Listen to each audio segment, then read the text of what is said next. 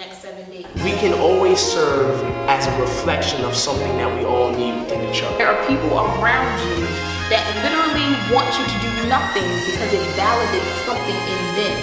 And you have to be aware of that.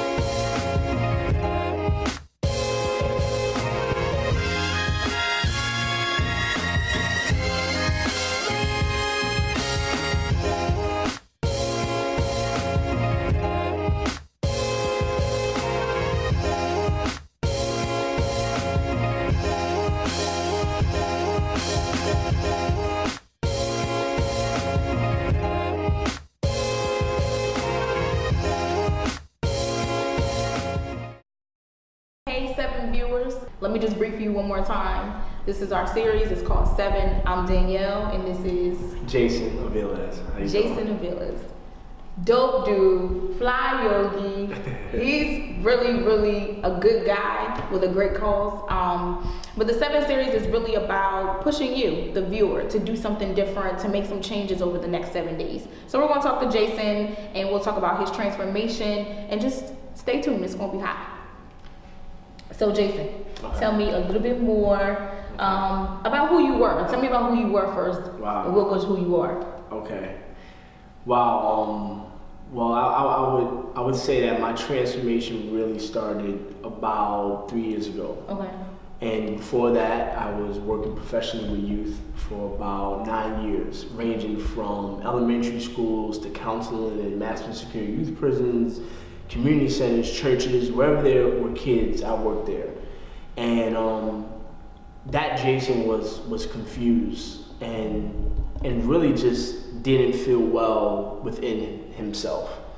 And I think a lot of that came from, being born in the Bronx, raised in the projects, and just not being exposed to the different outlets, the different people, and the different positivity groups that could kind of help me, just give me the opportunity to just see that life could be a lot more than what was in front of me in that environment. Tell me, you mentioned growing up in the Bronx. Yeah. You mentioned the project. And I believe that the projects is exactly what it is. It's a project, and it has its pros and its cons.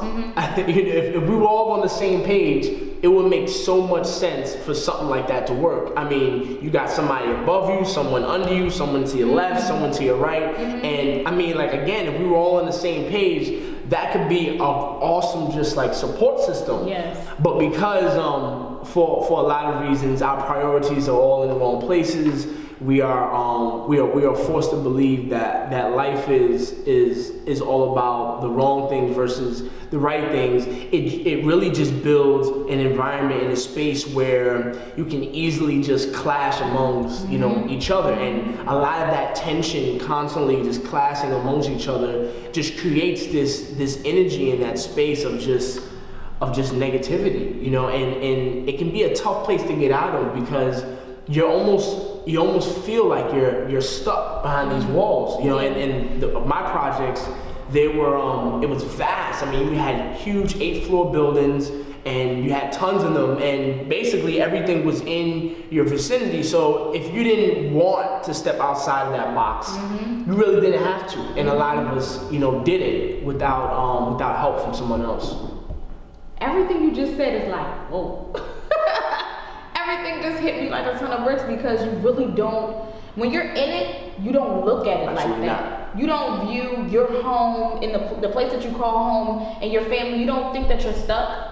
You don't think that you're in prison. Absolutely. It just feels like home. And so everything that goes on around there is normal. But like you just said, if you don't push past that or leave that particular project, you don't see anything different. So your normalcy becomes distorted. Absolutely. And that hurts because we want to blame other people for the way that we are, but it's only when we desire to be something different that we can grasp a hold and begin to move. So I am blown away with just that piece, a project, the word project.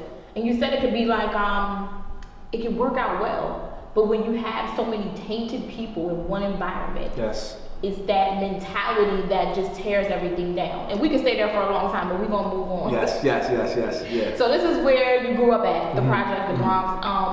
And so you said that Jason was really unhappy. Yes. And you started a journey. Yes. And what ended up happening out of that journey? Yes. So what started the whole journey, and I want to be very clear because a lot of people, they see who I am today and they can't believe that I was anybody else other than I am guilty. Yes, other than the person they see today. And really where this journey started was out of a question, and that was, could I possibly be a part of the solution?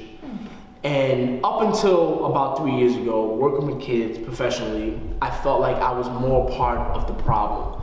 And that was because I didn't feel like I was adequate in my training as an educator to educate them properly, holistically, so they can grow in different areas of their life other than just academics.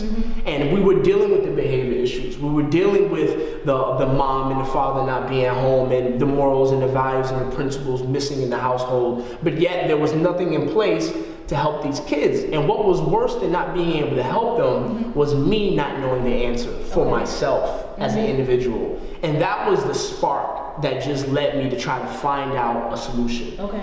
And I believe that when you feel so wholeheartedly about something and you put everything you have in you to set that intention within that direction, then you get support of nature, support of God, support of the universe.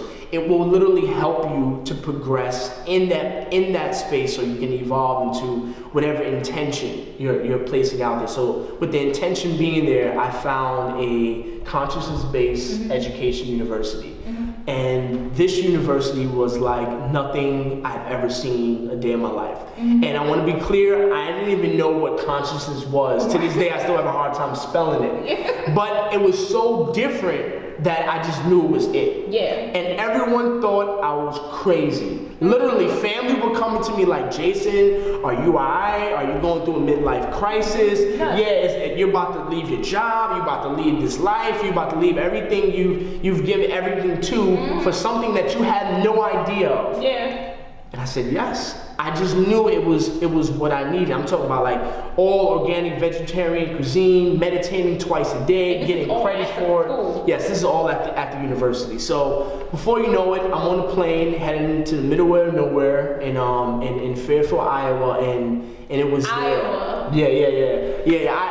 It's not the most delightful appetizing place that people think of, but that's where change happened for me. It's like going to a restaurant and you just had some bomb ass food. Yeah. The next thing for you to do is to call your homegirl like, yo, you gotta get here. the drinks is off the chain, the vibe is that. So when you start to find out these different aspects and these different places within yourself that just hold so much happiness, that hold so much, naturally you just gonna want people to say, yo, you gotta change your habits, you just gotta take that leap. Yes. But then you also gotta remember that not everyone is ready for that. You know what I'm saying? That is extremely hard, and we already talked about the point of 7, the series, but that's the hardest part. Like you said, you want to share that newfound change, that thing that stirs you up and keeps you going and it makes you look at life differently. But that's the hardest part for me personally. When I work with my own family or when I work with young girls in the community, you want them to grab a hold of what you have so they can pull through it. But they're not always ready, and that hurts. It almost becomes personal. And you said, like, what do you do? What do you do? You said you stopped being so sad about it and you're able to move on knowing that it's their journey. So how do you transition that? How do you get that off of you? Yeah, I found that the best thing that I can do for myself and for others is to continue to be the example. Okay. I feel like people learn through observation. People learn through seeing and through being in that person's aura, being in that person's energy. And a lot of people want to see you mess up so they can validate for themselves that they don't want to make those changes. That's huge. So it's this constant awareness that you have and responsibility that you have to be self-aware of your actions, to always embody the highest standard and the highest value of what you can see yourself being, not only for yourself, but for the people that are watching that need that role model to look at. And I don't believe that I'm special. Like, I don't believe that I have anything that anyone else doesn't have. But what I do believe is that we can always serve as a reflection of something that we all need within each other. I think that's the best way to put it. Just be aware of your surroundings. So tell me about Flyogi. We in the Flyogi studio. Okay. All right, so Flyogi was born out of me trying to figure out who I am. And I have a very complex history of experiences. I was born in New York, lived in the projects, and then I worked with kids for 9 years professionally, educating from maximum security prisons to elementary high schools, and then now I'm doing yoga, lost 80 pounds, meditating twice a day in the middle of nowhere in the cornfields of Iowa. So after all these experiences, I kind of felt very unsettled within myself, because it was either people wanted me to be the Jason that they knew from the Bronx, the hood guy that talks with the slang, that has swag, or they wanted me to be this newfound African-American male yogi, you know, like the next Russell Simmons that meditates all day. I want to know what the Jason look like with the swag though. Like, who is that Jason? People now don't believe that I was even that type of dude. That's like, crazy. People really don't believe that I had that in me. Like, I just found this jersey in my at my boy's house that I left in his garage 3 years ago. And the name on the back of the jersey was Time of Your Life. Like, that's what they used to call me. Like, wow. They would call me like Time of Your Life, because whenever you was around me, you were getting ready to have like turn up. Like, before turn up was turn up, we was turning up. I'm off the clock and on the clock. Like, no holds barred, gun hole. Like, I was in the streets, and at the same time in the club, at the same time showing up at work. Like, I was living it, doing it all. Right. But what I found was that people wanted to put me in a box in order for them to feel comfortable. The hood really didn't want me to be the yogi because they weren't ready to make the changes to be around the yogis. So they wanted me to be hood. And then the yogis didn't really want me to be hood because they didn't know how to be around people that were hood. So they just wanted me to be meditating and the vegan and all that. But then at home every night, I would look in the mirror and I would say, do I have to choose? Yeah. Do I have to choose? What if I can have it all? What if I can be that entire picture? What if those two ideas could coexist? What if I could be conscious and cool? What if I can still have swag and have a relationship with God?